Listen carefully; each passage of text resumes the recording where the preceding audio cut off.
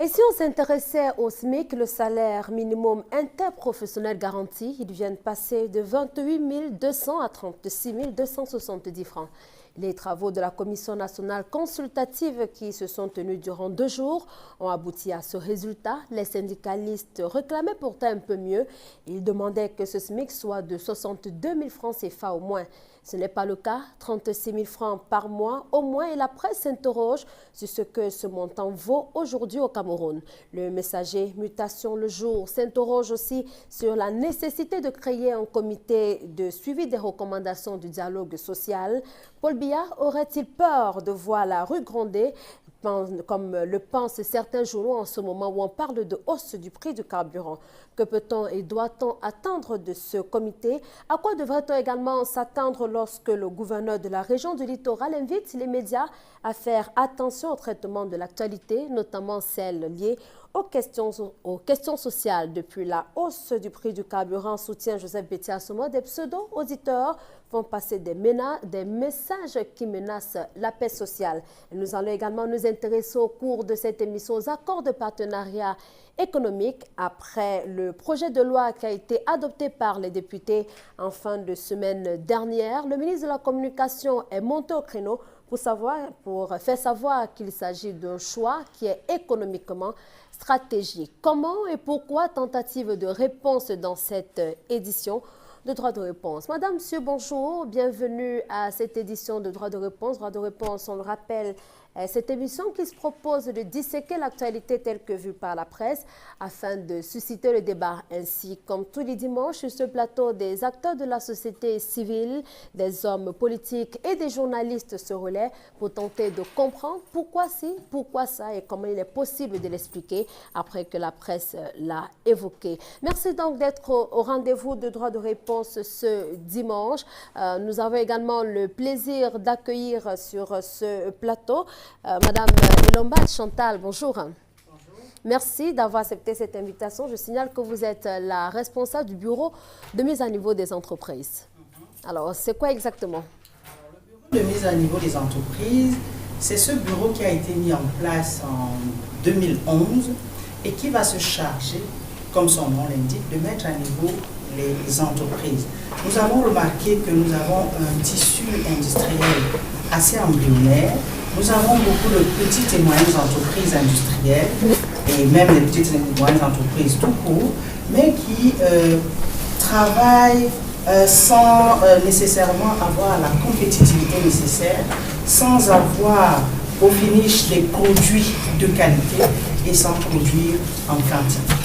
C'est un peu pour cela que le bureau de mise à niveau est mis en place pour accompagner ces entreprises à être plus compétitives, à être mieux organisées, à avoir savoir-faire du marketing, savoir vendre et produire des produits de qualité et en quantité. Très bien.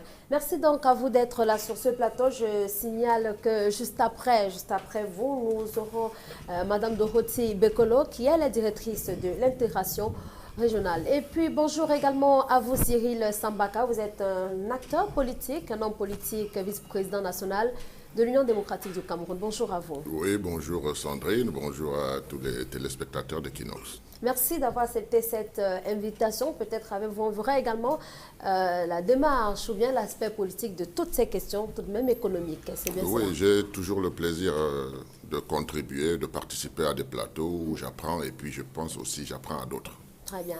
Merci à vous d'être là. Bonjour à Célestin Jamen du SIF, membre du NEC, c'est bien cela, le National Executive Committee? Oui, ça n'a pas changé. Je suis toujours membre du NEC et secrétaire national aux droits de l'homme et des peuples de mon parti, sur le plan national donc. Sur le plan national. Je signale également que vous êtes conseiller municipal.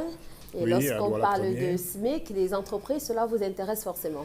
Oui, forcément, parce que vous savez que les communautés, les collectivités territoriales décentralisées sont fortement intéressés à la manière dont les citoyens de leur localité sont traités. Oui.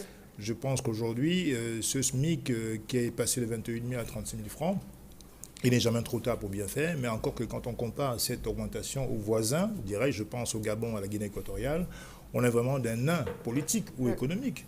n'est quand même pas normal qu'un pays qui est pivot en Afrique centrale soit encore à ce stade du SMIC à 36 000 francs. C'est ridicule, mais bon, disons que c'est un pas de puce. On espérait un pas de géant, mais bon, on va se battre pour que les choses aillent mieux pour l'avenir. Très bien. Merci donc à vous d'être là et bonjour également aux journalistes de ce plateau. Emmanuel Atangana, bonjour.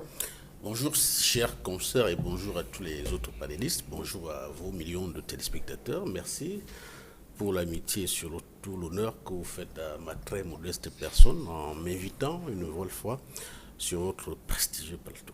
Merci à vous d'être là. Je signale que vous êtes journaliste à la CRTV, c'est bien cela? Oui, je suis journaliste à la CRTV.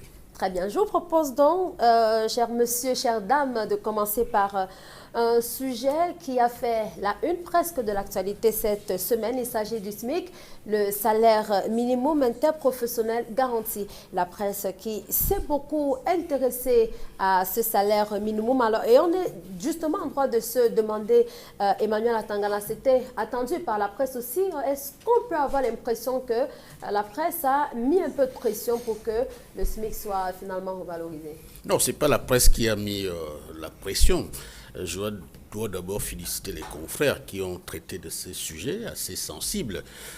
Sensibles parce qu'ils intervenaient après la hausse des prix des carburants à la pomme et du gaz domestique. Naturellement, on s'attendait à une revalorisation du SMIC.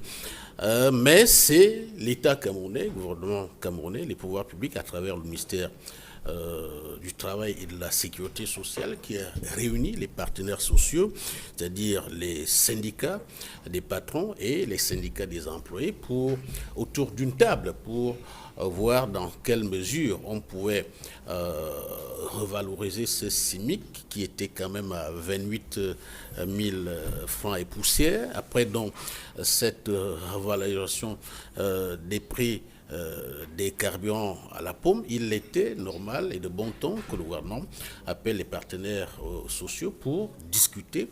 Et à l'issue de ces discussions, il y a eu deux propositions. La première, c'était que le SMIC soit revu à 35 270 francs pour le secteur agricole et à plus de 50 000 francs pour les autres secteurs.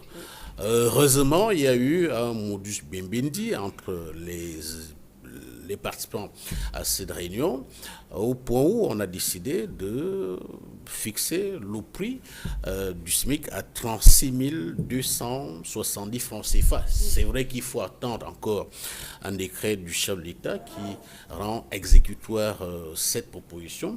Il y a même un autre projet de loi qui va fixer les montants des allocations sociales qui sont effectuées au niveau de la Caisse nationale de prévoyance sociale, la CNPS. Très bien. Et pour ce qui est de ces cotisations sociales, on parle de 700 000 francs, les cotisations qui sont passées de 300 000 à 700 000 francs CFA. Alors, Chantal Elombat, sur le niveau, était-il si urgent de penser au SMIC en ce moment précis, juste après la hausse des prix du carburant? Est-ce que c'est une question, le SMIC notamment, qui ne devrait pas intervenir peut-être un peu plus tôt, peut-être un peu plus tard? Était-ce si judicieux que l'on en parle sur le green? Vous le dites vous-même, je pense que c'était judicieux à partir du moment que c'est une mesure d'accompagnement comme une autre. Il y a cette frange de la population qui a droit au SMIC. Laisser cette frange de la population à 28 000 francs le SMIC alors que par ailleurs le coût de la vie augmente, je pense que ce n'était pas juste vis-à-vis de cette frange de la population et qu'il était assez urgent de revoir ce SMIC, ce montant du SMIC.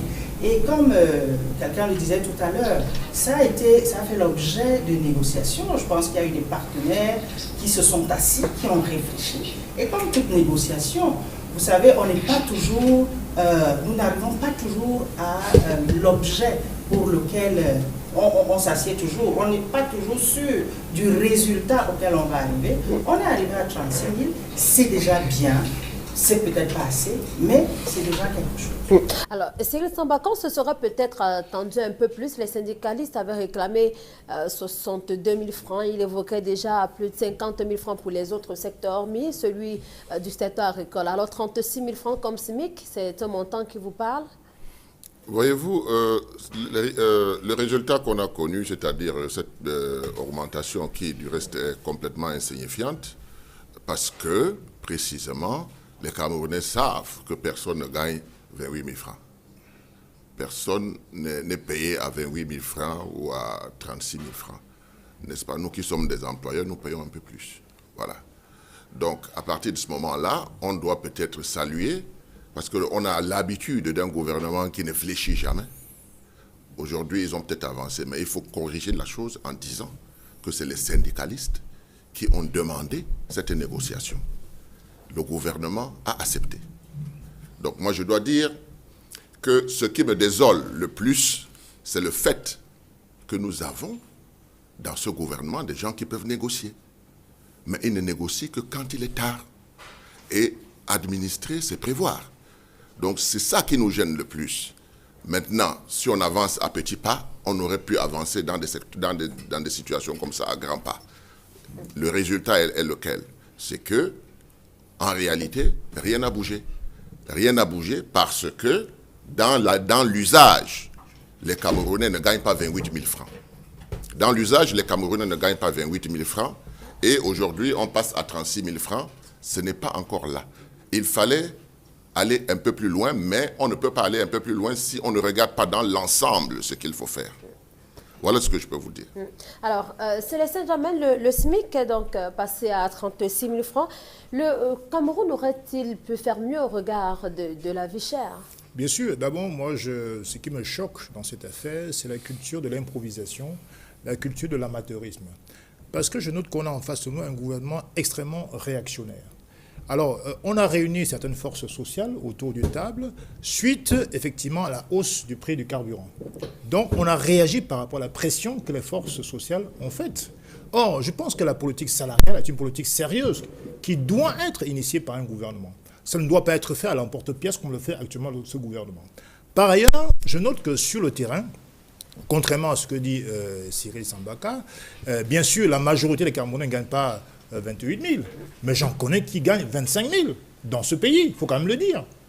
Et puis maintenant, si on compare ce SMIC aux pays voisins, je l'ai dit en préambule, il n'est pas normal qu'un pays comme le Cameroun, qui est un pays moteur en Afrique centrale, qui est le pivot d'Afrique centrale, puisse avoir des personnes qui gagnent moins de 150 000 minimum par mois.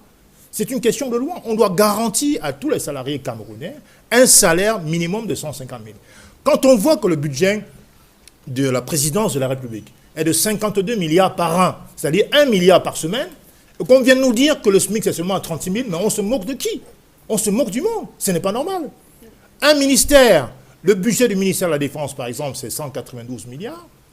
Et quand je vois qu'il y a des PDG, je prends celui de la Sonara, M. Talbamala, qui gagne 9 millions par mois, on veut nous faire croire qu'il est normal que dans ce pays, pivot d'Afrique centrale, des gens gagnent moins de 150 000 par mois. Ce n'est pas normal. Est-ce que vous voulez comparer des ministères à des personnes Non, je ne compare pas. Ça veut dire que ce pays est extrêmement riche. Il faut bien le dire.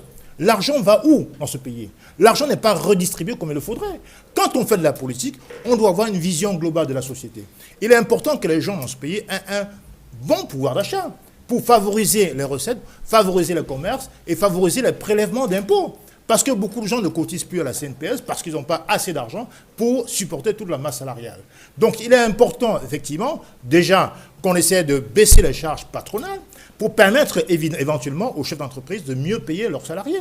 Mais dans tous les cas de figure, on ne peut pas vivre avec moins de 100 000 francs, en tout cas 150 000 dans ce pays. Comment voulez-vous qu'on puisse vivre avec 36 000 francs par mois dans un pays où il y a tout un ministère en prison et c'est des gens, c'est des milliardaires qui continuent évidemment à faire leurs affaires.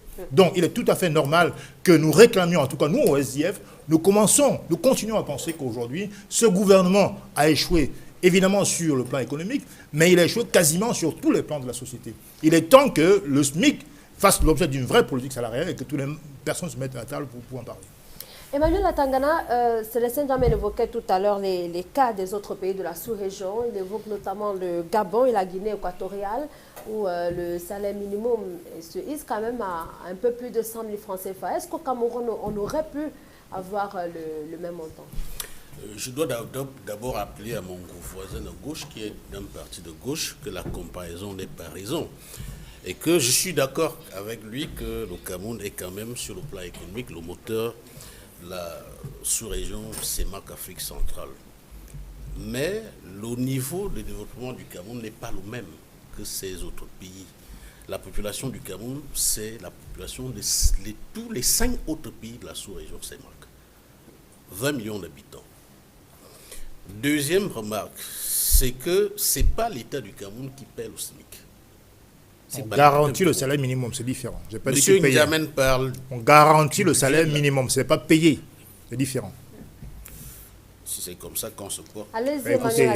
L'État ne paye pas les salariés. Monsieur N'Djamène dit que le budget de la présidence, c'est 52 milliards. Je suis d'accord avec lui.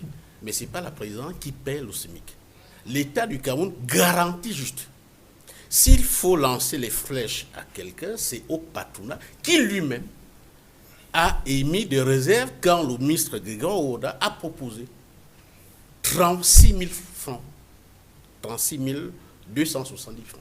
C'est le patronat qui s'est levé comme un seul homme pour dire qu'il faut de la soutenabilité de cette revalorisation. Parce que nous, patronat, on n'a pas les moyens de payer nos employés à 36 000 francs. Donc, monsieur N'Djamène doit chercher la bête à abattre ailleurs, ce n'est pas du côté du gouvernement. Par ailleurs, le chiffre qu'il donne, 9 millions de salaires par mois pour le directeur général de la SONARA, c'est faux. C'est pas faux, c'est vérifiable. Merci.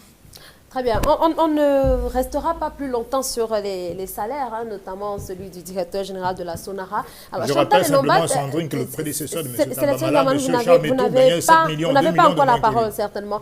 Vous y reviendrez en temps opportun. Alors, Chantal Lombat, on a parlé tout à l'heure des entreprises. Effectivement, on a eu cette réaction du ministre du Travail et de la Sécurité sociale, de Gowona, qui s'est offusqué de ce que les patrons n'étaient pas très favorables à ce que le SMIC soit assez relevé. Quel est donc le mécanisme que l'État peut mettre sur pied pour obliger ceux qui doivent payer au moins le SMIC à pouvoir le faire? On le fait savoir, il y a dans certaines entreprises, certaines personnes qui touchent encore moins de 28 000. C'est également possible dans le septentrion Cameroun. Quels sont donc les mécanismes que l'État peut mettre sur pied pour que les Camerounais, les employeurs puissent effectivement bénéficier et manger à la sorte de l'offre? Oui, merci beaucoup Sandrine. Il faudrait déjà que cette mesure qui a été prise soit rendue applicable. Et lorsqu'elle sera applicable, il va falloir suivre, faire des contrôles, suivre tous ceux qui doivent offrir ce salaire à la loupe, à la lettre. Il faudrait pouvoir faire des missions de contrôle, inopinées, voir comment est-ce que les choses marchent et sanctionner ceux qui ne le feraient pas, ceux qui contreviendraient donc à la mesure qui a été prise. Est-ce que les missions de contrôle ont jusqu'ici porté de fruits? Est-ce que les autres missions de contrôle ont jusqu'ici porté de fruits? Oui, je pense que les missions de contrôle portent des fruits. La solution n'est pas à ce niveau. La solution, c'est au niveau des syndicats, au niveau de la connaissance du droit du travail. Un salarié qui est payé en dessous du salaire minimum légal doit pouvoir porter plainte contre son employeur. C'est aussi simple que ça. On ne mettra jamais un inspecteur du travail derrière chaque salarié, c'est évident. Donc il faut simplement renforcer la connaissance des salariés de leurs droits fondamentaux. Si on met le SMIC à 36 000 francs, ce qui est ridicule, mais bon, c'est la loi pour l'instant qui n'est même pas encore entrée en application, il est important que les syndicats fassent des formations, des recyclages pour leurs salariés, qu'ils leur fassent comprendre que si jamais le minimum salarial syndical n'est pas garanti, eh bien, ils sont en droit de porter plainte dans un tribunal spécial qu'on appelle les prud'hommes. Oui, dans le cas du Cameroun, c'est le TPI. Donc il faut aller plutôt dans ce sens-là. C'est le devoir des syndicalistes de former leurs adeptes, ils sont au plus près des salariés. De former leurs membres, de leur dire quelle est la démarche à suivre en cas de non-exécution des mesures prises. Ce n'est pas... La question qui m'a été posée, c'était de savoir ce que l'État peut faire pour rendre la mesure applicable. C'est, je pense, dans ce sens que je suis restée. Maintenant, je suppose que les syndicalistes, les syndicats, leurs membres, savent ce qu'ils ont à faire. Ce n'est pas à moi ici de venir dire comment est-ce que les choses doivent se passer au niveau du syndicat. Je suppose qu'ils ont des réunions, ils ont des évaluations où ils disent un peu tout ce qui ne marche pas et ils trouvent des solutions à ce qui ne marche pas. Alors, puis après, il y a des dialogues avec l'État. Alors, est-ce que les syndicalistes seront à ce niveau-là écoutés? On a évoqué tout à l'heure cette rencontre, notamment la Commission nationale consultative et Céline Sambaka, et les syndicalistes réclamaient un peu plus que ce SMIC a finalement été évalué. Oui, c'est normal. Je pense que dans cette précipitation, parce qu'il faut le dire, Il y a la précipitation dans tout ce que nous sommes en train de faire aujourd'hui. On a eu tout le temps de préparer cela. Et vous voyez bien que même le budget de l'État du Cameroun n'avait pas prévu tout ce qui arrive là aujourd'hui. Donc, nous sommes dans la précipitation. On dit mieux vaut tard que jamais, peut-être. Mais ce qu'on doit dire, c'est que les syndicalistes ne sont pas satisfaits. C'est normal que dans le patronat, on estime qu'il n'y a pas moyen de payer ses employés, on sera obligé de licencier, on sera obligé de faire ci, cela. Donc cela montre que le pays est malade et qu'il faut le soigner. C'est de ça qu'il s'agit, parce que les syndicalistes, si on leur donne 150 000 francs, si on dit 150 000 francs le SMIC, mais il n'y aura plus d'entreprise au Cameroun. Vous comprenez? Ça, c'est un fait réel. Donc, il faut harmoniser. Il faut dialoguer. Il faut discuter, mais il ne faut pas le faire quand il y a déjà le feu dans la maison. Il faut le faire avant, il faut préparer les choses. Il faut anticiper. Si on anticipe, on peut y aller. Certaines choses sont faites qui sont bonnes, mais parce que on a gardé nos traditions bantoues, on soumet le peuple, n'est-ce pas, à des improvisations, des choses peut-être qui ont été pensées ailleurs, mais qui ont été cachées. Vous voyez? Donc nous arrivons à cela. Mais nous ne sommes pas encore là. Parce que tout ce qui arrive aujourd'hui, c'est bien. Nous sommes en train d'en débattre. Mais en septembre, quand il y aura la rentrée scolaire, quand il faudra payer les transports pour les enfants, etc., et quand l'inflation va être généralisée, nous sommes appelés plutôt à être conciliants, essayer de dire aux gens qui nous gouvernent que leur méthode n'est pas bonne. Il faut qu'il y ait un dialogue permanent qui puisse permettre aux autres acteurs de la société de savoir où on va. Il n'y a pas de boussole, il n'y a pas d'horloge. Ça pose un problème. Alors, comment évaluez-vous l'action des syndicalistes jusqu'ici, Emmanuel Atangana? On les a beaucoup entendus, beaucoup se plaignent aussi quelquefois, mais on n'a pas l'impression que ce que ces syndicalistes disent sont assez pris en compte. Il faut dire que les syndicats sont d'abord allés en rang dispersé à cette 17e Commission nationale consultative du travail qui s'est tenue à Yaoundé sous la présidence du ministre du Travail et de la Sécurité sociale. Il y avait plusieurs sons de cloche. Il y en avait qui estimaient qu'il faut revaloriser le SMIC à 150 000 francs. Il y en a d'autres qui étaient à 150 000 francs, comme le dit M. N'Djamène tout à l'heure. Mais le ministre a suggéré qu'on aboutisse à un texte unique qui peut rassembler tous les textes épars qui concernent le SMIC. Certains syndicalistes ont proposé, je l'ai indiqué à l'entame de ce magazine, qu'il faut un SMIC pour le secteur agricole et un autre pour les autres secteurs. Vous voyez que même les syndicats eux-mêmes, à qui incombe la mission de former leurs adhérents, comme le disait M. N'Djamène tout à l'heure, ne s'accordent pas sur le montant du monde. N'est-ce peut-être pas parce que les syndicalistes ont de la peine à croire? Comment, à base de quoi, à partir de quoi, sur quels critères le SMIC est fixé? Ils le savent. Les syndicalistes sont mieux formés que les administrateurs du travail sur la question salariale. C'est que vous ne savez pas. Ils sont formés, ils ont des sessions de formation jusqu'au BIT, jusqu'à l'OIT. Ils sont mieux même outillés que nos administrateurs du travail qui travaillent au ministère du Travail et de la Sécurité sociale. Donc c'est un faux débat de croire que c'est l'État seul qui doit étudier ce dossier assez sensible qui concerne le salaire minimum garanti. Je crois que les syndicats doivent encore s'asseoir, contrairement aussi à ce que dit mon ami le président Sambaka. C'est les syndicats qui doivent d'abord s'asseoir et d'aller trouver le gouvernement. Ils s'asseyent sur une même table pour dialoguer ensemble dans un forum de concertation comme celui de la semaine dernière. Si vous parlez d'improvisation, je crois qu'il n'y a pas d'improvisation. Si vous permettez que je revienne un peu sur la revalorisation des prix des hydrocarbures, c'était dans l'OPEP depuis 2008 et les syndicats le savaient. Ce sont donc les syndicats qui devaient être proactifs en disant au gouvernement si il arrivait qu'on revise à la hausse les prix des carburants, voici ce que nous proposons comme SMIC à payer aux employés.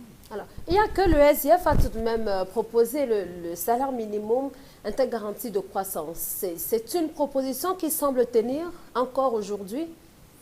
Oui, parce qu'en fait, il y a une différence qu'il faut faire entre le salaire minimum garanti et le salaire minimum de croissance. Le salaire minimum de croissance est indexé sur le coût de la vie. Parce qu'en général, quand on augmente un salaire, c'est basé sur les éléments, comment dirais-je, objectifs. Hein? Tout dépend de la cherté de la vie dans tel ou tel pays. L'État, et c'est pour ça que je reviens à la politique salariale, parce que autant je pense que les fonctionnaires ont pour employeur l'État, dans le privé, les augmentations de salaire doivent se négocier entre les patrons et les syndicats, ou entre les salariés et les patrons. Maintenant, le problème qui se pose, c'est d'abord que l'État a un rôle régalien. C'est-à-dire qu'au Cameroun, eu égard au coût de la vie, quel est le salaire le plus convenable, le plus appréciable pour permettre aux gens de joindre les deux bouts?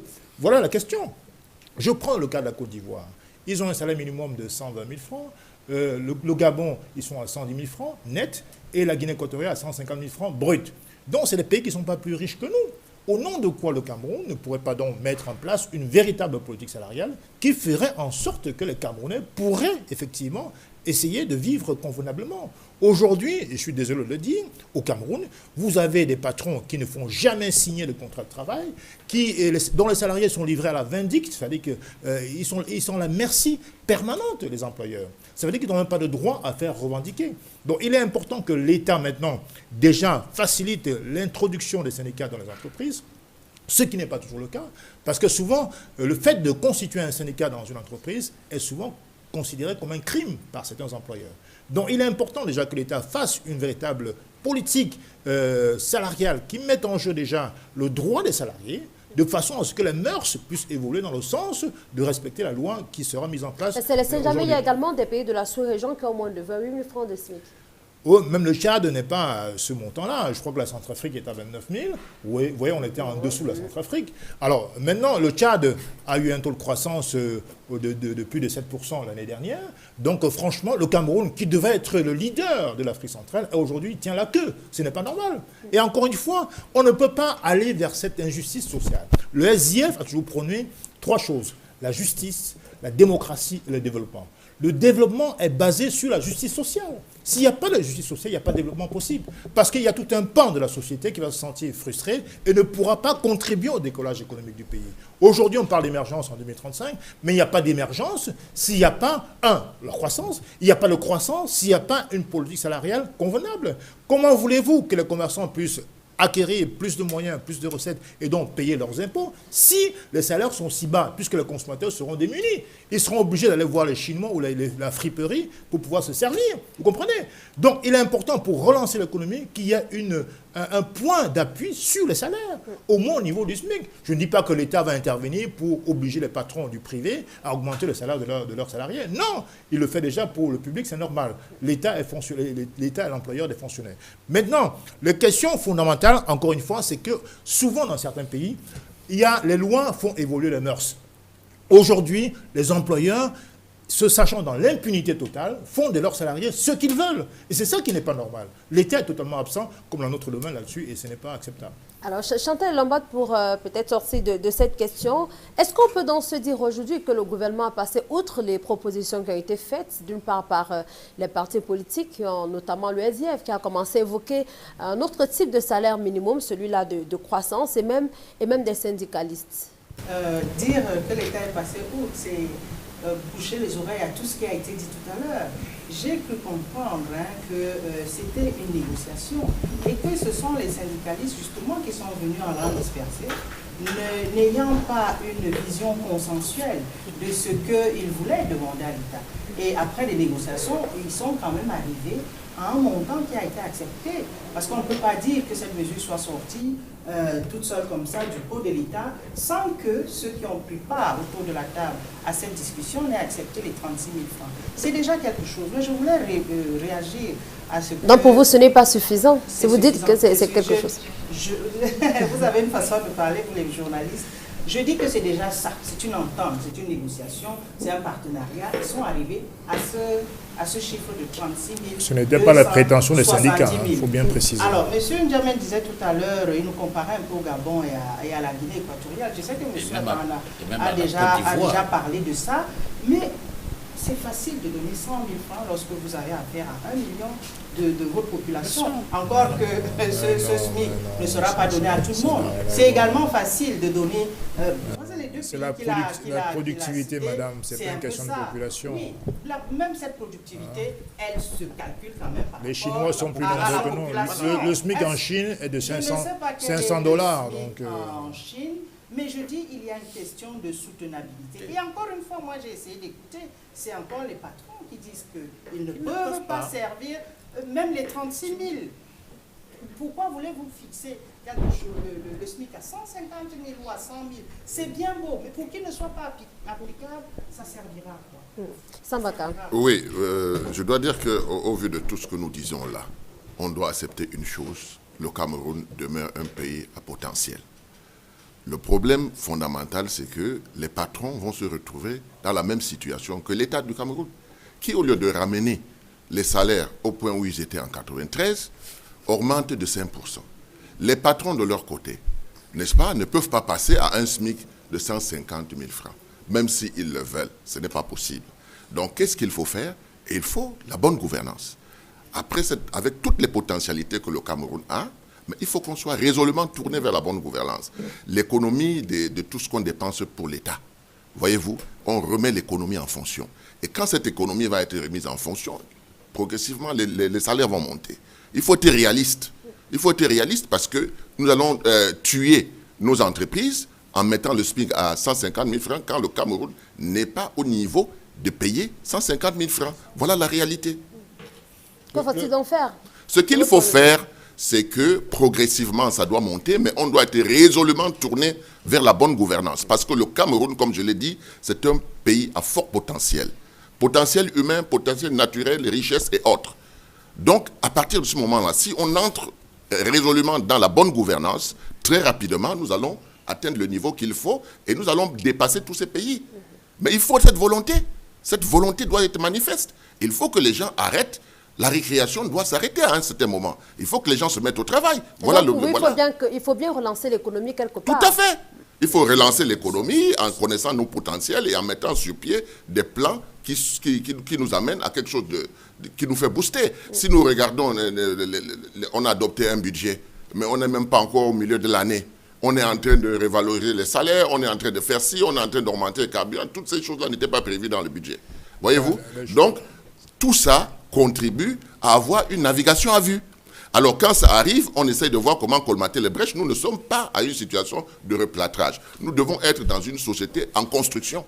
C'est de ça qu'il s'agit. Je peux comprendre. Emmanuel Atangana. Je dois indiquer à monsieur le président Sambaka que les lois et règlements de la République prévoient ce qu'on appelle une session extraordinaire chargée de rectifier le budget de l'État. Rectifier? Oui, oui. Quand il a été bien pensé, on ne le rectifie plus. Une session de rectification du budget de l'État.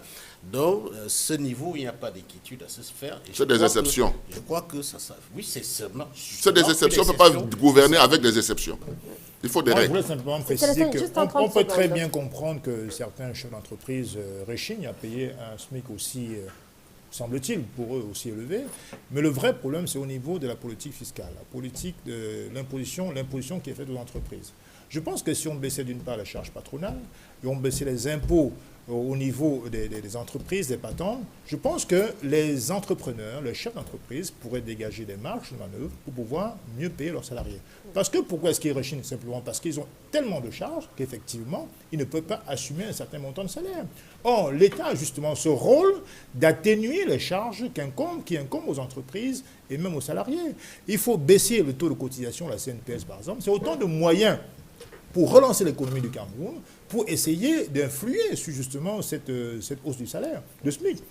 Ce qui est certain, c'est qu'un consommateur qui a 10 000 francs de plus par mois ou 20 000 francs est un consommateur de plus, un consommateur qui est capable d'apporter plus de recettes aux commerçants, donc qui serait plus à même de payer les impôts à l'État. Or, aucune mesure n'est pensée, tout est fait à l'improviste, tout est fait de manière amateur. Donc aujourd'hui, il faut simplement aller vers une politique volontariste du gouvernement afin qu'il puisse effectivement définir ce SMIC qui serait imposé à tout le monde. Très bien. Merci donc à vous. Je vous propose de parler d'autre chose à présent. Nous restons en économie. On reviendra sur le dialogue social tout à l'heure, le temps de parler des accords de partenariat économique. Alors, Emmanuel Atangana, le ministre de la Communication, a fait une sortie abondamment relayée par la presse. La presse qui s'est encore intéressée aux accords de partenariat économique et quelquefois, elle semble ne pas être très contente de l'option qui a été prise. Au point où le ministre de la Communication a dû monter au créneau pour expliquer les enjeux de cette ratification annoncée. Oui, c'est là que je déplore le traitement que les confrères ont fait de cette actualité très sensible. Elle n'a pas besoin d'être contente ou pas. Le rôle de la presse est de relayer l'information. Et cette information concernant la conférence de presse, ou le point de presse conjoint du ministre de la Communication et de son homologue de l'économie, de la planification et de l'aménagement du territoire, a été très mal fait par la presse camerounaise. Il y a du bon, du moins bon et du franchement mauvais, du bon avec Camon Tribune qui est resté dans les normes professionnelles.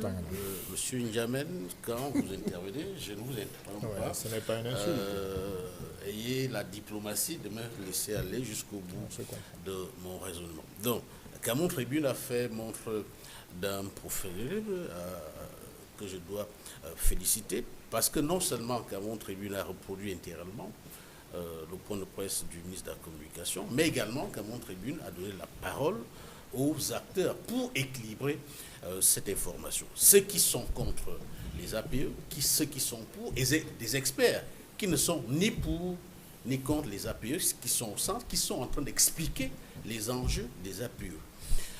Également, le quotidien bleu, peut-être parce que les deux quotidiens sont des quotidiens bleus, le jour également a fait un travail remarquable de fond en expliquant à l'opinion publique ce qu'on appelle les APE, parce que l'opinion publique jusqu'ici reste sur sa faim par rapport aux véritables enjeux de cette question-là.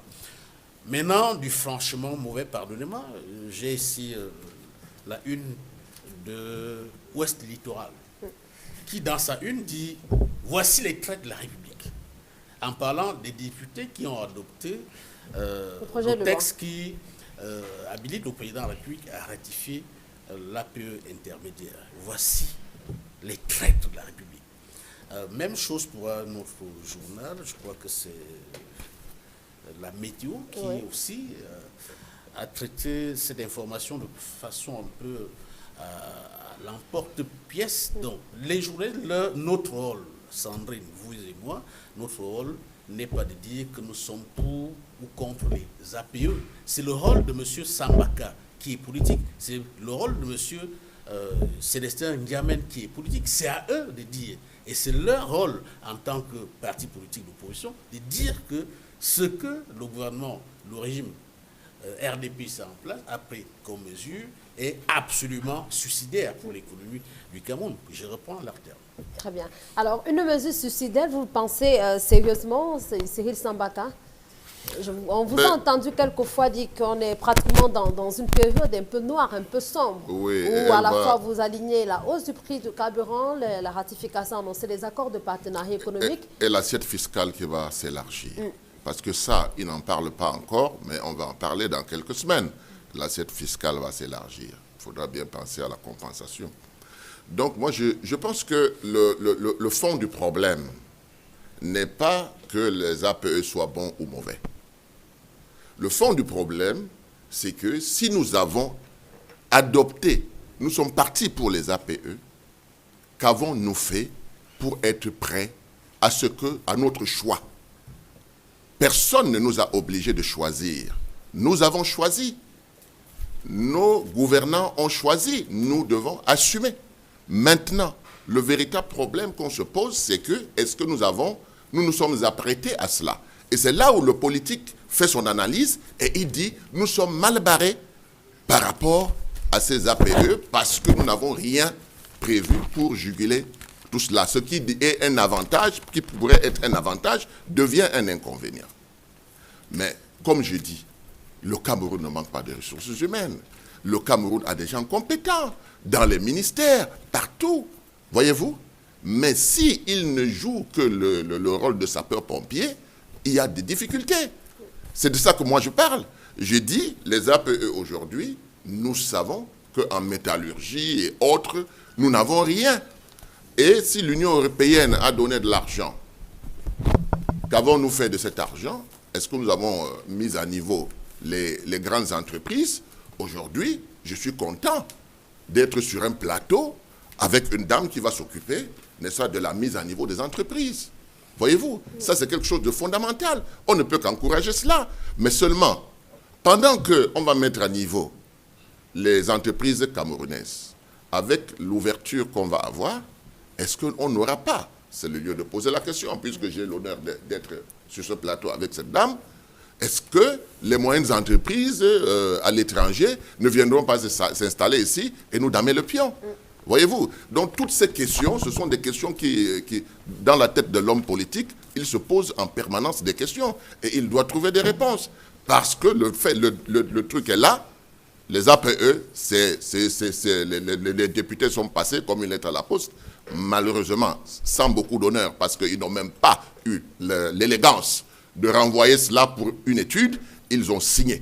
Voilà. Donc on regrette cela, c'est vrai. Mais aurait-il pu faire autrement? Aurait-il pu modifier quelque chose? Ça, c'est une question qui reste à poser, mais on constate que 500 pages ont été traitées en quelques heures et signées. Voilà ce que nous avons eu de nos députés du RDPC à l'Assemblée nationale. Ça, c'est connu. Maintenant, il est question de voir, le feu est dans la maison, on l'éteint, on fait comment, on émerge comment. C'est de ça qu'il s'agit. Alors, Chantal Lombard, le ministre de la Communication et son homologue de l'économie pense que le Cameroun va opérer un choix économiquement stratégique avec les accords de partenariat économique. Comment est-ce possible? Oui, merci. Alors, le choix stratégique, c'est quoi? Les accords de partenariat économique, en fait, c'est une zone de libre-échange qui s'établit entre les 27 pays de l'Union européenne et le Cameroun.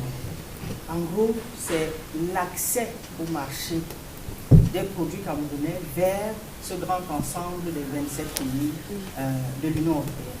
Alors, vous me direz, est-ce que notre pays est prêt? Est-ce que nos entreprises sont prêtes à envoyer, à commercer avec les 27 pays de l'Union européenne? Je vais vous répondre que les entreprises ne sont pas véritablement prêtes, mais comme pour reprendre le ministre de la Communication, le Cameroun est tout à fait conscient des risques et de tous les impacts qui peuvent découler de ces accords de partenariat économique et les maîtrise.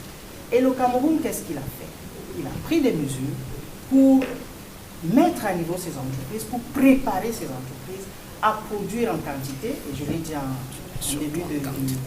en quantité, mais aussi en qualité. Parce que vous savez, lorsque vous faites... Mais n'est-ce pas placer la charrue avant les bœufs? Est-ce qu'il n'aurait pas été judicieux de penser d'abord à cette mise à niveau des entreprises qui sont quand même appelées à aller sur un marché un peu plus concurrentiel avant que le test, par exemple, ne soit déposé à l'Assemblée nationale? On le savait depuis quelques années maintenant que le moment idéal, c'est-à-dire en octobre 2014, devait arriver.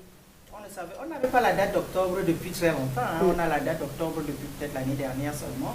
Mais vous ne m'avez pas laissé terminer, je voulais dire que ces entreprises doivent donc, pour commercer à l'extérieur, pour pouvoir produire en quantité, mais également en qualité. Alors, est-ce qu'il est trop tard de se préparer maintenant?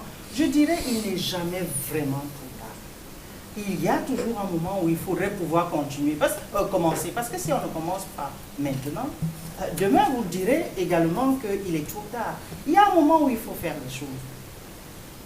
Chacun voit un peu midi à sa porte. Moi je dirais, c'est bien que le gouvernement ait décidé de commencer, qu'il mette un bureau de mise à niveau en place, qu'il donne les moyens à ce bureau de mise à niveau. Les partenaires viennent se greffer au travail que fait ce bureau de mise à niveau en mettant en place des programmes pour la mise à niveau des entreprises. Nous avons par exemple le programme de l'Union européenne qui va mettre à niveau 60 entreprises. Encore une fois, je sais que vous allez vous arrêter sur le chiffre de 60. 60, ce n'est pas beaucoup, me direz-vous. Mais dans le document de modernisation de l'économie camerounaise, il est question de mettre à niveau, dans un premier temps, en 2017 déjà, 600 entreprises. Mais ça ne s'arrête pas là. C'est un début, c'est le début du processus. Et puis nous pensons que ce processus va faire boule de neige et va s'étendre naturellement aux autres entreprises. Mais évidemment, vous savez, ce n'est pas du jour au lendemain qu'on vendra à l'Union européenne. On va d'abord vendre.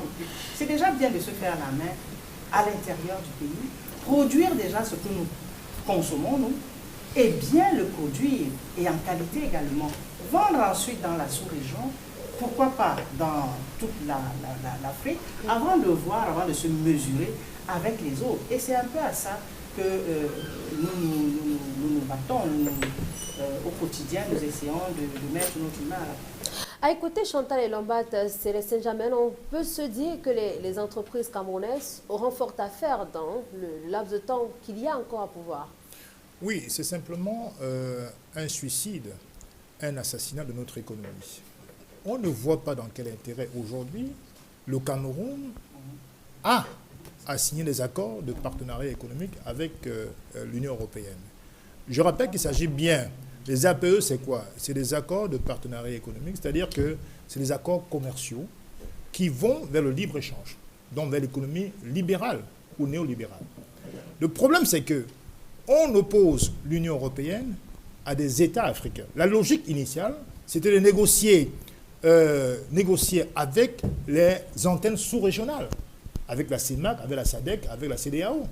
Or, quand on vient en Afrique centrale, on s'aperçoit que l'Union européenne négocie avec chaque État de l'Afrique centrale, ce qui n'est pas normal. Alors, maintenant, où en est-on avec l'intégration sous-régionale? On aurait pu profiter de cet accord de partenariat économique pour essayer de relancer l'économie sous-régionale. Le Cameroun pèse de quel poids sur le plan économique pour exporter ses produits? N'oubliez pas qu'on parle de barrières douanières qui seront abolies, les barrières tarifaires, mais il y a aussi les barrières non tarifaires qui portent sur, les normes de qualité, les normes de calibrage, les normes de sécurité. Très souvent, les produits partant d'Afrique pour l'Europe sont renvoyés parce qu'ils ne répondent pas aux normes de qualité, aux normes de sécurité. Donc ça veut donc dire que celui qui est gagnant dans cette affaire, ce n'est pas l'Afrique, c'est bien l'Europe. Évidemment, on ne peut pas comparer les économies européennes et les économies des pays africains, ça n'a pas de sens. Tout simplement parce qu'on n'a pas de tissu commercial, on n'a aucun tissu industriel et encore moins un tissu économique viable. Par définition, c'est un marché de dupes. Et quand vous savez très bien qu'aujourd'hui, au Cameroun, l'Union européenne a remis récemment 6,5 milliards d'euros au Cameroun, pour soi-disant l'accompagner dans la mise en œuvre de ces APE, on se rend bien compte que, alors 6 milliards, 1 milliard d'euros, c'est 655 milliards de francs CFA. Donc, 1 milliard d'euros, c'est 655 milliards de francs CFA. Alors, quel est l'intérêt donc de l'Europe de mettre autant de pression pour que le Cameroun puisse signer les accords? Parce qu'ils sont hyper gagnants. Parce que les produits qui vont venir d'Europe pour l'Afrique vont évidemment être à bas coût, il n'y aura pas de barrière douanière. Et au passage, nous perdons énormément de recettes fiscales et douanières. On sait bien que les recettes fiscales et douanières sont une partie importante des budgets des États ACP.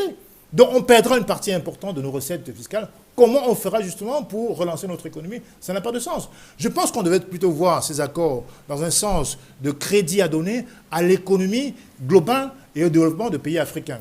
Aujourd'hui, il est clair qu'on raisonne davantage sur des considérations sectorielles et pas en vue de relancer le développement de l'Afrique. Alors, moi, je me pose une question.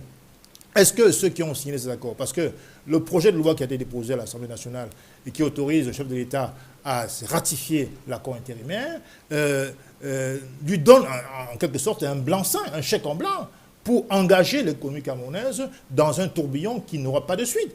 Parce qu'en vérité, ce qui se passe aujourd'hui, c'est que le Cameroun est le seul pays en Afrique centrale à avoir signé ces accords. Le Gabon n'a pas signé, le Congo n'a pas signé. Pourquoi le Cameroun signe-t-il ces accords qui sont suicidaires pour le Cameroun? Alors, c'est peut-être, cela nous amène tout de même à s'interroger avant Emmanuel Atangana, Chantal Lombat. Est-ce qu'avec cette ratification annoncée, l'intégration sous-régionale n'est-elle pas biaisée? Est-ce qu'il n'y aurait pas de souci avec l'intégration sous-régionale par la suite, puisque on le sait très bien que le Cameroun est en train de vouloir ratifier ces accords de partenariat économique, d'abord avec l'Union européenne et avec la CEMAC ensuite. Comme il est possible de comprendre l'intégration par la suite? Disons que le Cameroun reste et demeure membre de la CEMAC, de la CEAC, et donc ne peut pas délibérément mettre l'intégration de côté.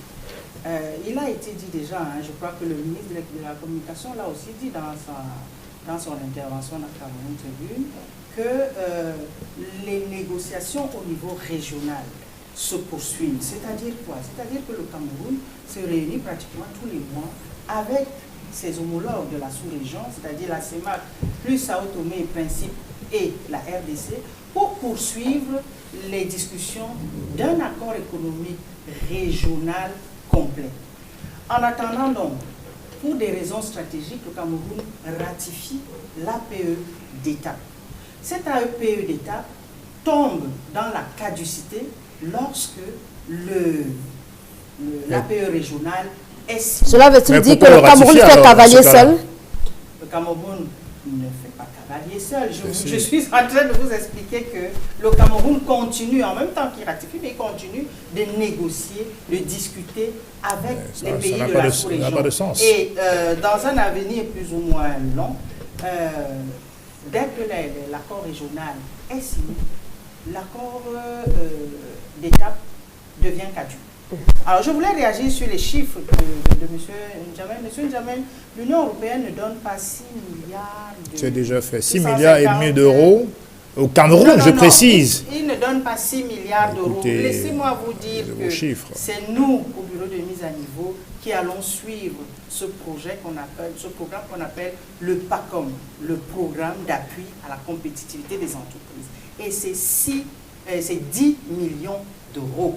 10 millions d'euros, ça donne 6 milliards 500 et quelque chose. Non, pas CFA, je dis bien 6 milliards 5 d'euros. 6 milliards d'euros. Laissez-moi donc vous dire que l'Union européenne négocie également avec l'Afrique de l'Ouest, la CEDEAO. Et eux, je crois que ces chiffres... C'est déjà signé, l'Afrique de l'Ouest, c'est déjà signé. Non, pas du tout. La CEDEAO a signé le 16 juillet, donc il y a 4 jours. Célestin N'Djamena, permettez à Chantal Lombat de continuer, s'il vous plaît. Ils ont déjà ratifié, eux. Ils ont ratifié le 16 juillet, voilà. Ensemble. Et nous, on le fait séparément. Pourquoi? On ne le fait pas séparément. Si le Cameroun... On va le faire ensemble. Non. On va le faire ensemble simplement. Stratégiquement, le Cameroun a souhaité continuer de bénéficier de cet accès au marché européen. Alors, je voulais vous dire que cet aspect régional est donc maintenu. Le Cameroun ne se désolidarise pas des 8 autres. Et pourtant, on pourrait même dire qu'il y a un autre pays qui se désolidarise, parce que c'est lui qui dit qu'il rentrera dans les APE en 2020. Mais personne n'en parle. Mais le Cameroun fait tout pour rassembler les pays partenaires de la sous-région pour que, à terme, il y ait un accord régional complet. La preuve, le Cameroun a organisé dernièrement, à ses frais, une réunion sous-régionale pour faire avancer cette discussion d'un APE régional complet et sur instruction des chefs d'État de la sous-région. Donc nous ne mettons pas, le Cameroun ne met pas de côté cet aspect d'intégration. Il est conscient de cela et il poursuit dans ce sens. Emmanuel Atangana. Je voudrais faire 2 observations autour. D'abord à M. Célestin N'Djamena, en lui disant que, comme le dit Madame le directeur, le Cameroun n'évolue pas en solitaire. Sauf que, pour le cas de l'intégration régionale CEMAC, elle n'est pas au même niveau que l'intégration régionale de la CEDEAO. C'est pour ça que l'ensemble des pays de la CEDEAO a signé un accord régional avec l'Union européenne. Maintenant, pour le cas du Cameroun et de ces pays pairs de la zone CEMAC, cette intégration régionale n'est pas complète parce que elle a violé même les 5 étapes qui conduisent véritablement à une intégration régionale. La première étape, c'est la zone de libre-échange qui n'a jamais existé entre le Cameroun et les autres pays. La preuve, c'est que dernièrement, les Camerounais ont été refoulés du Gabon après avoir purgé, je crois, 8 mois d'emprisonnement. La deuxième étape, c'est l'union douanière. Mais la CEMAC s'appelait Union douanière à sa création en 1964, mais elle n'a jamais été une union douanière. L'union douanière veut dire que c'est une zone de libre-échange qui est complétée par l'application du tarif extérieur commun. C'est-à-dire que si les 6 pays appliquent les mêmes tarifs douaniers aux pays tiers, c'est-à-dire aux pays qui ne sont pas membres. Bon, ces étapes n'ayant pas été effectuées, le Cameroun a raison, de bonnes raisons, économique et commercial pour aller en solitaire pour le moment pour ratifier cet accord. Pourquoi? Parce que, comme je l'ai indiqué tout à l'heure, le Cameroun est le poumon de l'économie en Afrique centrale. Le Cameroun n'a pas les mêmes problèmes que le Tchad, par exemple. M. N'Djamena oublie par exemple que sur les produits qui sont conditionnés par les APS, c'est pour ça que je dis tout à l'heure que nous les journalistes, on a raté l'occasion de nous mettre en valeur en mieux expliquant les enjeux des APE. Très bien. Sur les produits, pardonnez-moi, sur les produits qui sont concernés, le Cameroun produit 200% de ces pays. De ces produits. Le Tchad en produit 8%. La Guinée équatoriale en produit 3%. La RCA n'en produit presque pas. D'ailleurs, c'était un pays, pardonnez-moi, je risque de blesser des sociétés diplomatiques. C'est un pays presque en lambeaux ces derniers jours. Donc le Cameroun a raison pour le moment d'aller en solitaire en attendant un accord régional. Vous torpillez le processus de la dynamique. Vous torpillez le processus de la dynamique sous-régionale. Très bien. Emmanuel, on reviendra à vous, Célestin. Le temps juste de poser cette question avant que Mme Bekolo ne nous rejoigne sur ce plateau. Il y a des entreprises qui pensent que le Cameroun doit pouvoir accompagner la procédure de mise à niveau, un accompagnement financier. Est-ce que c'est une option qui est envisageable? Un accompagnement financier, oui, nous faisons les deux. Disons que la mise à niveau consiste en quoi? C'est d'abord une mise à niveau en termes de formation, en termes de conseil, en termes d'organisation, même du processus de fabrication ou de production, en termes, et je l'ai dit, offre plus grande.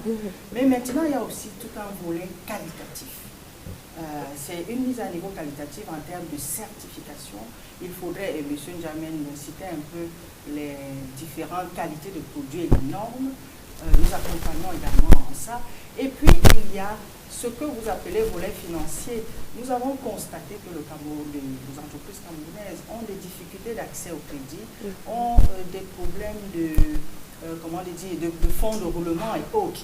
Nous essayons également de les accompagner de ce côté-là, en les mettant, en faisant en sorte que le système financier soit plus enclin à leur ouvrir les portes et à mieux suivre ce volet financier. Très bien.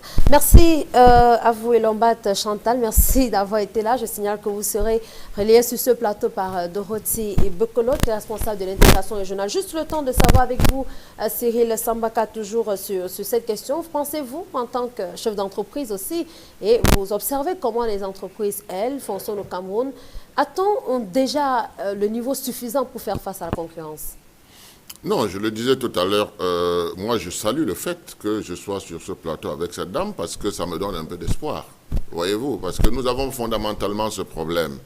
Les entrepreneurs camerounais vont vous le dire, parce que nous accusons peut-être les patrons, mais il faut savoir que la main-d'œuvre est abondante, mais n'est pas souvent efficace, voyez-vous. Vous voyez même dans nos universités des enfants sortis avec des masters et vous vous posez la question dans quelle université ils ont été. Vous comprenez? Donc la mise à niveau, c'est quelque chose qui est fondamental. Nous-mêmes, dans nos petites entreprises, nous avons l'habitude de prendre des consultants pour essayer de mettre à niveau.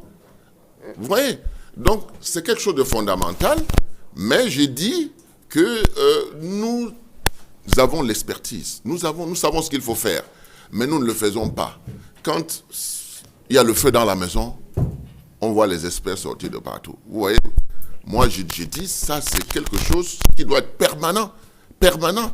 Et vous allez constater que si le Cameroun aujourd'hui va tout seul, avance tout seul dans cette affaire d'APE, c'est parce que les autres ont estimé qu'ils n'ont pas leur intérêt et c'est à nous de les convaincre. Maintenant, à l'intérieur du Cameroun, est-ce que nous avons préparé réellement cela? Ce n'est pas parce que nous sommes mieux que nos voisins que nous pensons que nous sommes en mesure de faire la compétitivité. C'est pour ça que j'ai dit mise à niveau très bien, mais nous allons nous acheminer à une autre situation. Cette situation, c'est laquelle? C'est que même les moyennes entreprises européennes vont vouloir s'implanter ici et nous damer le pion. Est-ce que nous serons préparés à tout cela? En combien de temps? Voilà les questions auxquelles il faut, n'est-ce pas, avoir face. Il y a donc beaucoup de questions sur lesquelles la presse peut plancher, Manuel Atangana. Beaucoup de choses à dire encore sur les accords de partenariat économique. Et on peut donc se dire que le gouvernement tente de réagir. On a évoqué tout à l'heure la sortie du ministre de la Communication. C'est qu'il y a peut-être d'autres choses qui restent incomprises dans la tête de plusieurs. Justement, les avantages que le Cameroun a tirés de ces accords de partenariat économique avec l'Union européenne. Je suis désolé que M. Sambaka, qui est homme politique et par ailleurs opérateur économique, ne cherche pas d'abord à savoir les avantages que lui peut tirer de ces accords, que M. N'Djamène, qui est homme politique, ne cherche pas à éclairer l'opinion publique sur les avantages. Parce que je suis d'accord avec vous, il y a des menaces, certes. Ces menaces, comme elles sont connues, elles seront donc maîtrisées. Maintenant, quels sont les avantages que le Cameroun et les opérateurs économiques peuvent tirer des APE? Je peux schématiser en caricature même. Vous allez me pardonner de caricaturer un peu.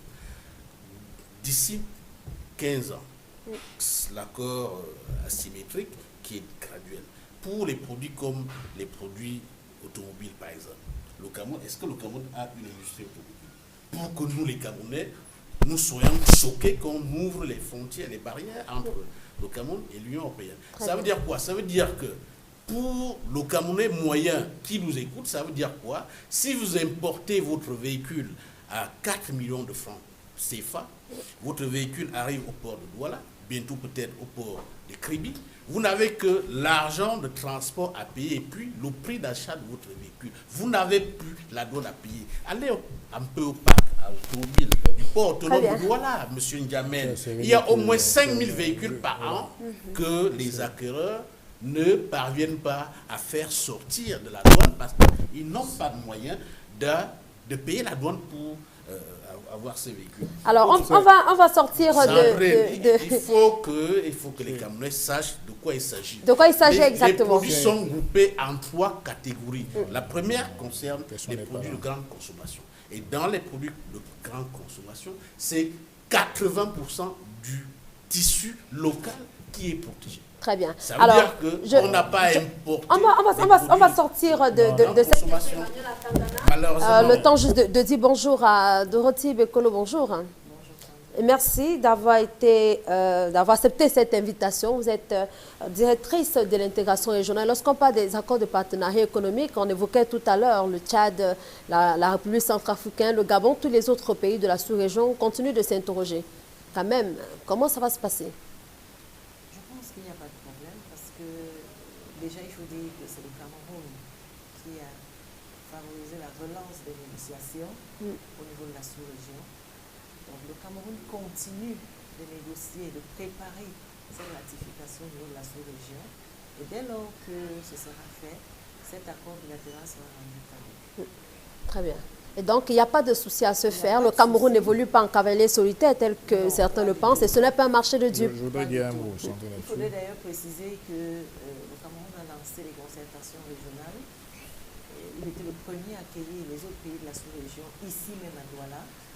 Et à financer cette rencontre. Et il y a un PV qui a été acté par les autres pays membres de la sous-région pour dire qu'il était bon que le Cameroun avance. Très bien. Alors, je vous propose je l'ai dit, tout de s'il vous suite, plaît, c'est c'est le Sandrine. on va sortir de, Oui, je de sors ce en sujet, 2 s'il secondes vous pour plaît. dire qu'aujourd'hui, j'ai toujours du mal à être sur un plateau avec les technocrates ou avec des journalistes, souvent pour débattre, parce que nous, en politique, on a une vision qui est globalisante de la société. Je pense que la question qui se pose, c'est de savoir si l'Afrique va se contenter d'être une zone de consommateurs uniquement. Hein? Nous subissons déjà l'offensive chinoise sur les produits. Vous voyez aujourd'hui que les Camerounais ne produisent plus rien, parce que les Chinois viennent, s'implantent avec leurs ouvriers, produisent, nous consommons. Si maintenant on fait tomber les barrières tarifaires douanières, évidemment, ça va tuer toute la production locale, tous les producteurs locaux. La banane camerounaise qui va être exportée, le café camerounais, le cacao camerounais sont contrôlés par des Français qui sont installés au Cameroun, par exemple. Donc ça ne revient même pas, dans les caisses de l'État camerounais. Donc dans ce marché de dupes, c'est l'Europe, bien évidemment, qui est gagnante, ce n'est pas le Cameroun. Donc moi, je pense que le président de la République, en ratifiant cet accord d'étape intérimaire, fait une erreur stratégique très grave qui menace la paix sociale. Parce qu'au fur et à mesure, ça va créer la vie de plus en plus difficile et extrêmement chère pour les Camerounais, au point que on ne peut pas exclure qu'il y ait des déflagrations sociales. Donc moi je dis que c'est une erreur très grave, ça va créer un choc fiscal, un choc commercial et un choc économique de telle ampleur que la solidarité africaine et la stabilité de la paix seront menacées au Cameroun. Donc moi je continue à penser... Est-ce que vous n'êtes pas très alarmiste? Non, je ne suis pas alarmiste. C'est évident que entre Goliath et David, il n'y a pas match, évidemment. On met un poids lourd et un poids plume sur le ring avec les mêmes règles. Ça ne tient pas debout. On n'a pas d'entreprise capable d'assumer, justement, effectivement, la contrepartie. Quand les Européens vont déverser leurs produits sur le marché camerounais, parce que ça sera moins cher, parce qu'il n'y aura pas de taux de taxes douanières, et donc les Camerounais auront la tendance à aller naturellement vers des produits moins chers. On le voit avec les produits chinois. Alors, donc, désolé d'être on donne juste la parole pour la dernière fois à Mme Dorothy Bekolo et on passe à l'autre sujet pour sortir cette émission. C'est déséquilibré. Au Cameroun, elle est protégée. Et pour la petite histoire, si nous ne non. ratifions pas et que nous devons exporter nos bananes, on doit ajouter à peu près 117 € par tonne. Nos bananes n'est plus compris. Quel est l'avantage pour le Camerounais, madame? L'avantage pour le Camerounais? Oui, dans ces accords APE. Quel est l'avantage concret pour les Camerounais? Il y a plusieurs avantages. Lesquels, par exemple? Moi, je veux comprendre. Quels sont les avantages pour les Camerounais de signer ces accords? Si nous prenons, par exemple, il vous a donné l'exemple les véhicules, par exemple. Donc, on va passer notre vie à consommer. Il faut plutôt encourager la production au Cameroun. C'est ça. On fait du Cameroun une vaste zone de consommateurs, ce n'est pas admissible. Vous voyez? Vous avez une vision technocratique. Vous avez une vision technocratique. C'est les Saint-Germain. Alors que On va sortir de ce... C'est les Saint-Germain, s'il vous plaît. C'est les Saint-Germain. Allez-y, Madame Bekolo. Si vous permettez, honnêtement, je pense que il faut discuter. Hein. C'est pas une question de... Il faut comprendre également. Je pense que le Cameroun va vers la ratification, mais prend des mesures d'accompagnement. Il y a des clauses de rendez-vous qui continuent à négocier. Il y a tout un processus. Le Cameroun est en train de financer l'étude sur l'impact fiscal net. Et il y a beaucoup de choses qui sont... Quelles sont les mesures d'accompagnement? Dites-nous, on veut savoir. Il y a par exemple le bureau de mise à niveau des entreprises. Et c'est quoi? Sur le plan économique, ça donne quoi concrètement? Ça donne rien? Qui sont déjà mises à niveau. Il y en aura au total 600. Et ça va être progressif. Ça, c'est une farce. C'est de la farce. Le démantèlement, ça ne va pas se faire, ça ne va pas commencer demain. C'est tout un processus. Il y a un premier groupe. Les Camerounais ne gagnent rien. Ça, c'est une farce. Autre chose, Emmanuel Atangana. Ça, c'est une farce. C'est les Saint-Germain, s'il vous plaît, vous n'avez plus la parole. Cette mesure doit être stoppée le plus vite possible, car les Camerounais ne gagnent strictement rien en termes d'évolution de leurs conditions de vie. Rien du tout, rien du tout. Vous parlez de mesures d'accompagnement. Je voulais savoir. Il n'y a aucune mesure d'accompagnement susceptible de faire évoluer les Camerounais dans plus d'amélioration. C'est pas possible. Très bien, merci à vous, Célestine. Maintenant, vous a très bien. Il faut calmer le président Biya. Il est certain que vous, du SDF, et on l'a vu, on a d'ailleurs lu beaucoup de réactions de vos militants, on va dire comme ça, de vos camarades qui ont également de la peine à comprendre les enjeux de la ratification des accords de partenariat économique. On s'achemine progressivement vers la fin de cette émission. Je vous propose de dire un mot sur sur la création de ce comité de suivi des recommandations du dialogue social. C'est arrivé finalement et la presse parle de ce comité comme une entité circonstancielle. Vous pensez également, Emmanuel Atangana? Je pense que non. Je pense que non. C'est un cadre de concertation qui existe depuis. Il a été juste formalisé par un acte pris par le Premier ministre la semaine dernière. C'est vrai que la presse a pu voir un recul de l'État face aux revendications du corps social. Ces revendications qui sont par ailleurs, je le dis, légitimes. Il y a eu une augmentation des prix du carburant à la pompe. Il était normal et légitime et même naturel que le corps social revendique certaines mesures d'accompagnement qui étaient prises heureusement par les pouvoirs publics.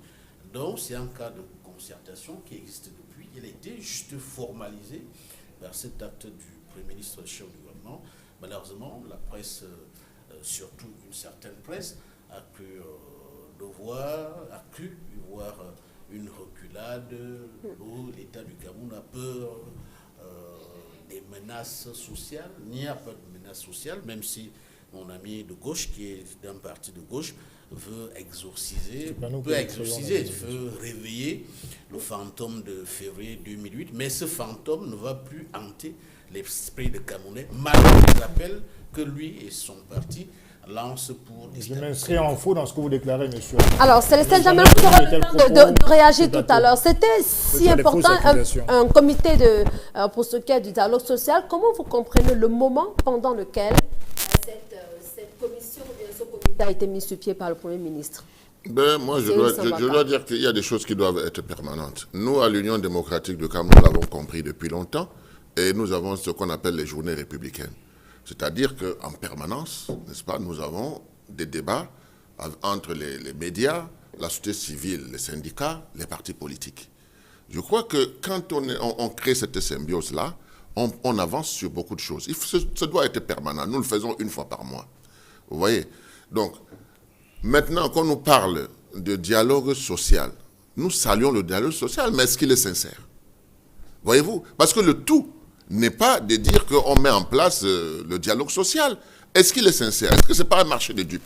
Moi, je ne m'aventurerai pas dessus parce que je n'ai pas été invité à cette table. Les syndicalistes vont s'entendre entre eux pour voir si on est en train de les bouffer à feu doux ou bien... vous comprenez? Moi, vous pensez que les syndicalistes et autres vont être phagocytés par ce comité? Mais la preuve, c'est que vous avez entendu ici, on a dit que les syndicats sont partis en rang dispersé. Nous qui faisons la politique ici au Cameroun depuis 23 ans, nous savons que la technique du parti qui gouverne, c'est de diviser les gens. Vous avez vu comment ils ont fait avec les taximens. Ils ont dit, on vous passe à 250, désolidarisez-vous des autres. La division. Est-ce que c'est sincère? Tout le problème est là.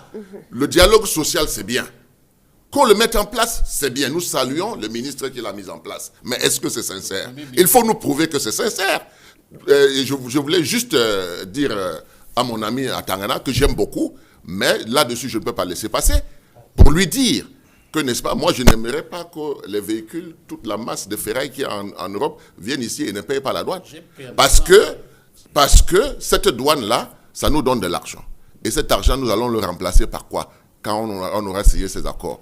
Voilà, tout simplement. Alors, la fiscalité intérieure qui de dialogue, voilà, il en est beaucoup question, que l'on soit dans un ou dans l'autre domaine de Roti Bekolo, lorsqu'on parle des accords de partenariat économique, on y voit des dialogues entre le gouvernement, les entreprises également. Bref, c'est toutes ces questions. Alors, en quoi cela est-il si important aujourd'hui? Je pense que le dialogue a toujours été quelque chose d'important. Ça permet d'échanger sur certaines questions et de voir comment avancer, comment regarder vers la même direction. Déjà pour la petite histoire, lorsqu'il parle de l'ouverture, il faut bien préciser qu'on va parler dans tous les domaines. Il y a des secteurs qui ne vont pas être ouverts. Nous avons les industries, les secteurs des industries naissantes, tous les secteurs pour lesquels nous pensons que c'est la théorie, le madame. Cameroun a une valeur ajoutée, certaines valeurs ajoutées, donc le Cameroun ne va pas offrir. Donc aujourd'hui, le débat devrait être quel secteur ouvrir, comment faire pour rendre nos entreprises plus compétitives, comment avancer après cette ratification. Je pense que c'est cela qui nous permettra d'avancer, d'avoir le Cameroun que nous rêvons pour savoir. Célestin Jamel. Oui, Madame Bekolono fait beaucoup de théories, mais je pense que dans la pratique, l'économie camerounaise sera totalement phagocytée. Maintenant, je voulais revenir sur la question de fond, permettez-moi, sur le dialogue social. Alors, pour assurer, faites beaucoup de théories, je suis désolé, Madame, je voulais rassurer M. Atanda que le SDF, pour ce qui le concerne, n'a jamais, à aucun moment de son existence, appelé à la violence. Je vous rappelle, si vous êtes souvent un très bon journaliste, mais il arrive souvent que vous ayez des trous de mémoire et vous ne connaissez pas nos textes. Je vous rappelle l'article 3.1 de nos statuts au SDF. Le SDF a choisi l'option de la conquête du pouvoir par les urnes. Donc, la paix, c'est nous qui l'avons initiée dans ce pays en 92, quand M. Ni John Fondi gagne les élections présidentielles. Nous aurions eu là l'occasion, effectivement, d'appeler, il a gagné les élections présidentielles, nous aurions eu cette année-là l'occasion d'appeler un bain de sang, ce qu'on a fait exactement le contraire, parce que nous pensons que la paix est essentielle pour notre pays à tous. On ne peut pas détruire un pays que nous avons construit et que M. Biya n'a pas construit, bien au contraire. Donc, je voulais dire que nous, chez nous au SDF, on n'a jamais prôné à quelque moment que ce soit la violence. Maintenant, sur la question du dialogue social, sur la question, il n'a rien construit, je suis désolé. Le président de la République, j'assume mes propos, n'a absolument rien construit. Donc, on ne peut pas détruire ce que lui n'a pas construit. Je reviens pour dire sur le dialogue social. Là encore, sur le dialogue social. Sur le dialogue social. Permettez-moi de chuter. Sur le dialogue social. Permettez-moi. On n'est pas à la CRTV ici. Nous sommes sur Equinox, c'est pas là. Nous sommes, permettez-moi. Nous ne sommes pas sur la CRTV, nous sommes sur Equinox. Une chaîne qui est libre et que les gens s'expriment librement. Je voulais simplement rappeler que sur le dialogue social, à chaque fois, on met la charrue avant la bœuf. Je veux dire, quand on veut être amené à une décision sereine et objective, on appelle d'abord les gens à se concerter. Et la concertation, justement, va aboutir sur le fruit d'une décision, et pas l'inverse. Le Premier ministre, les ministres, elle est permanente, mais sauf que je prends le cas de la hausse du prix du carburant. On prend une décision unilatérale, et ensuite, on appelle la confédération syndicale à venir se mettre autour d'une table. Ce n'est pas sérieux.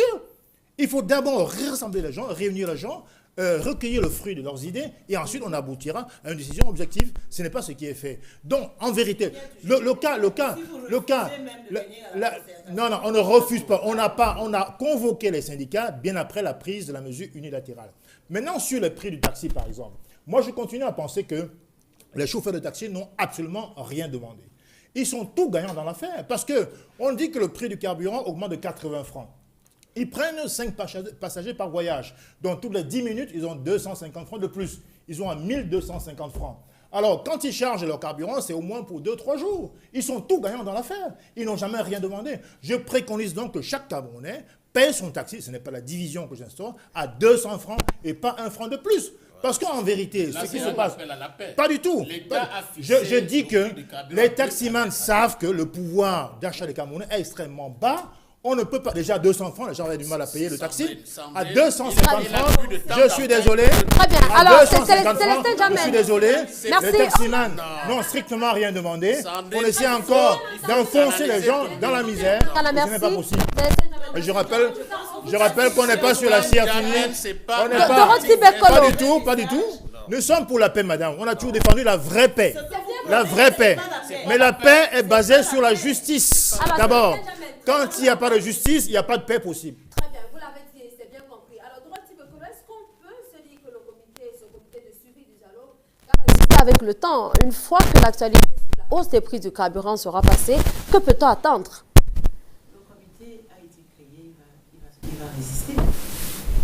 Il va résister, je ne vois pas qu'est-ce qu'il ferait qu'il ne résiste. Mais il y a plusieurs comités également qui ont été mis sur pied entre-temps. Est-ce qu'on peut juger par la suite, s'il faut se projeter dans 2 ans, 3 ans, voire 5 ans, peut-on se dire que ce comité de dialogue social aura toujours la même valeur que tout de suite? Il aura la même valeur, puisque de toutes les façons, il y aura toujours des choses sur lesquelles on pourra dialoguer. Donc le comité va exister. Très bien. Tout ce qu'on peut dire, c'est que les uns et les autres viennent dialoguer pour qu'on essaye de voir comment avancer en regardant vers la Très bien. Je vais juste apporter l'autre nouvelle de Madame Bekola, Madame Sandrine Yemga. Vraiment, On va sortir de cette émission. Il nous reste juste 5 minutes. Et tout à l'heure, vous avez posé la question, Emmanuel Atangana, qui va vous être utile, je pense. Emmanuel Atangana, le gouverneur de la région, Célestin Djamène, s'il vous plaît. Le gouverneur de la région du littoral a effectué une sortie cette semaine pour mettre en garde les médias au sujet des questions sociales. Il fait savoir que dans ces médias, dans les colonnes des journaux et sur les antennes de radio et de télévision, il y a des auditeurs qui ont des messages qui menacent la paix sociale. Comment vous réagissez à cette sortie? Les auditeurs comme voisins de gauche qui appellent sur votre plateau et vous l'acceptez. C'est totalement faux. Au désordre en demandant aux Camerounais de ne pas payer l'intoxication. 250 francs CFA. Je demande à la justice sociale. C'est différent. Du Cameroun. Maintenant, pour revenir c'est ça qui crée le désordre. Célestin Djamène, s'il vous plaît, permettez au moins Emmanuel Atangana de répondre. Vous réagirez par la suite. Injuste. Allez-y, Emmanuel Atangana. Donc, je disais que monsieur le gouverneur de la région du Littoral a constaté que les médias relaient certaines informations avec un traitement non équilibré. Par exemple, Madame, son excellence l'ambassadrice de France au Cameroun, Christine Robichon, a envoyé un message à ses compatriotes français résidents ou en séjour au Cameroun, de passage, de faire attention parce que le climat social du Cameroun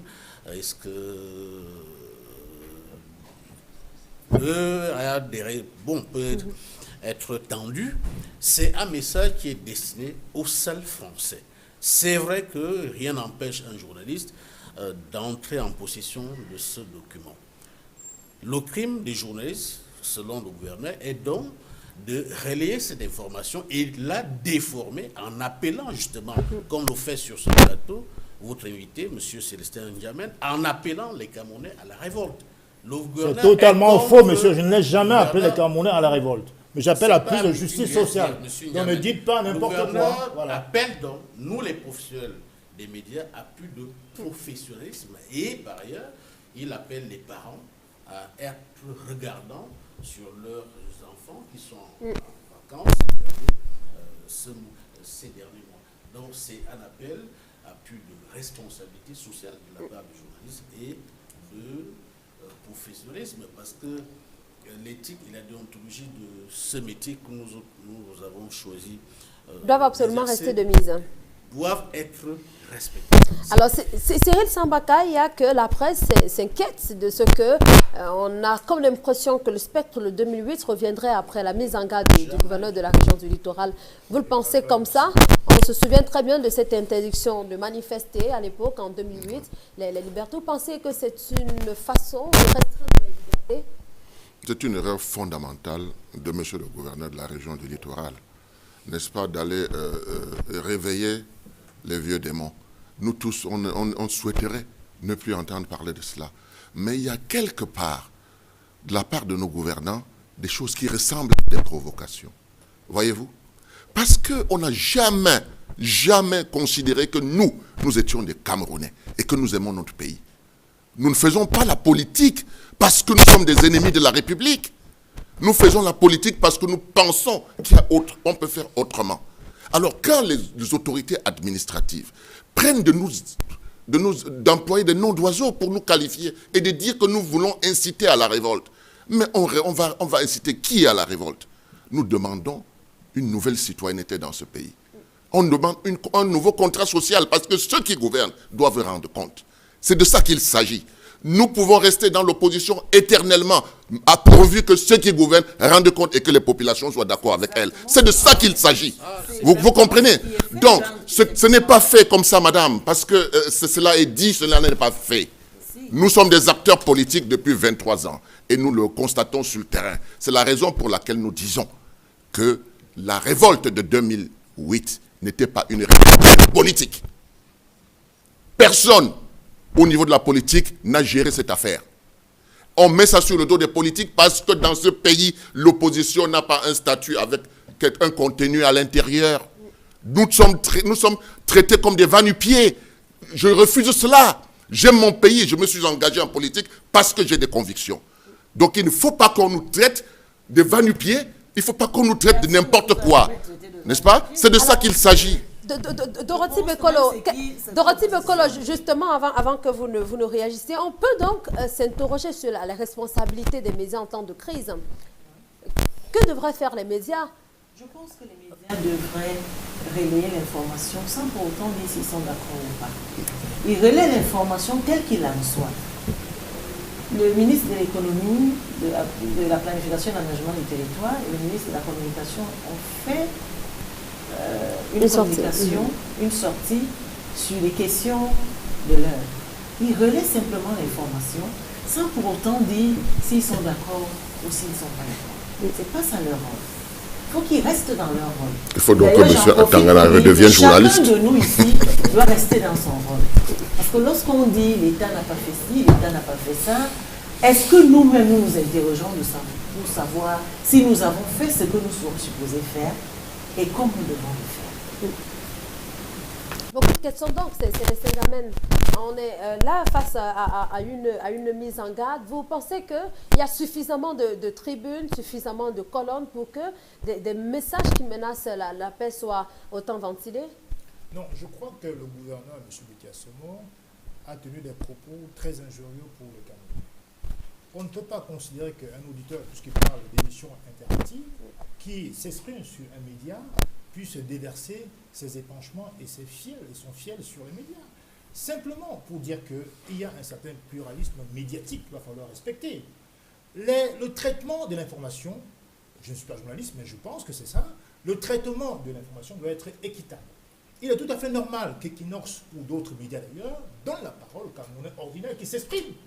Equinox ou d'autres télévisions ne créent pas la réalité. Elles constatent la réalité et rapportent les faits. Maintenant, les Camerounais s'expriment comme bon leur semble. Nous ne sommes quand même pas en Corée du Nord ou en Birmanie, encore que la Birmanie a beaucoup évolué sur le plan des libertés fondamentales. Un gouverneur ne peut pas se permettre... Permettez maintenant, je ne vous ai pas interrompu. Je sais alors, que... si c'est les Saint-Germain, nous sommes pratiquement à la fin de l'émission. Je ne vous ai pas interrompu, je sais que vous soutenez ce gouvernement, c'est votre droit, ce n'est pas une honte. Mais simplement, je dis qu'on doit respecter les droits fondamentaux. Les Camerounais ont parfaitement le droit de s'exprimer sur les ondes. Et les médias ne commettent pas un crime en donnant la parole aux Camerounais qui s'expriment. En vérité, la charte de Munich pour les journalistes dit quoi? On doit respecter la vérité. Equinox transmet la vérité. Elle ne maquille pas la vérité. Et d'ailleurs, il faut savoir une chose, c'est que les médias doivent simplement comprendre qu'on n'a pas à reculer devant une tentative d'intimidation de la part du gouvernement. Il voudrait qu'on rapporte ce que pense le gouvernement. Mais ce que pense le gouvernement n'est pas ce que doivent nécessairement penser tous les Camerounais. Très bien. Merci. L'information doit être libre. C'est bien compris, c'est les Saint-Germain. Le gouvernement doit arrêter d'intimider les journaux et de mettre en garde la presse parce que la presse doit être véritablement libre. Madame Dorothy dit bien que le gouverneur est garant de la sécurité et de la paix. C'est bien compris. Merci à vous, Emmanuel Atangana. Malheureusement, nous sommes arrivés au thème de l'émission. Vous rattraperez la prochaine fois. Merci donc à vous d'avoir accepté cette invitation. Merci également à vous, Dorothy. Les journalistes sont jugés par l'opère. Jamais, nous sommes pratiquement à la fin. Merci également à vous, Dorothy Bekolo. Je rappelle que vous êtes directrice de l'intégration régionale. Merci d'avoir effectué le déplacement. Merci également à Cyril Sambaka, qui vit actuellement une répression psychologique. D'avoir accepté cette invitation également. Et merci aussi à Célestin Jamel du SDF. Madame Seul, nous disons également merci. Vous ne m'avez pas dit merci. Je vous ai dit merci, monsieur. Vous avez Il est tellement focalisé qu'il a oublié à mon voisin de gauche. Était au rendez-vous de droit de réponse ce dimanche, de passer un très bon dimanche. À dimanche, s'il plaît, à au revoir. Et tu dis merci, tu dis que tu as dit.